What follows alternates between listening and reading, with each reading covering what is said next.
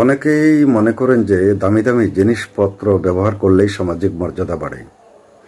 আর এই মনে করার বিষয়ে আমাদের বর্তমান তরুণ সমাজের মধ্যে এই প্রবণতা দেখা যায়, কিশোর সমাজের মধ্যে এই প্রবণতা দেখা যায় যে দামি দামি জিনিস পড়লেই না তারা মনে করে যে তাদের সম্মান প্রতিপত্তি সমাজে একটা গ্রহণযোগ্যতা বাড়ে।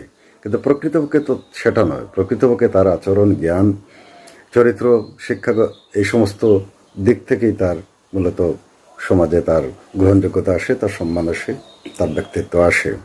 বর্তমান ভোগবাদী সমাজ, এই সমাজে এই মানসিকতাটা চরমভাবে একটা ব্যাধির মতো বৃদ্ধি পাচ্ছে।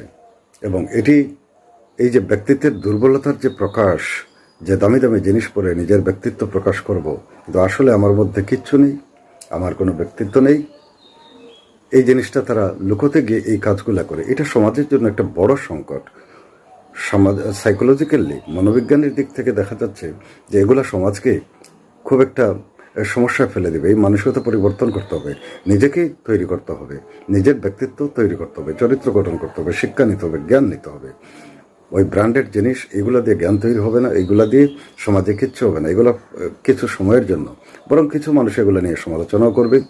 এই দিকগুলো খেয়াল রেখে নিজেকে আপনারা সমাজে প্রতিষ্ঠিত করার জন্য, প্রকৃত যোগ্য ব্যক্তি হিসেবে গড়ে ওঠার জন্য আমরা প্রত্যেকেরই চেষ্টা করা উচিত।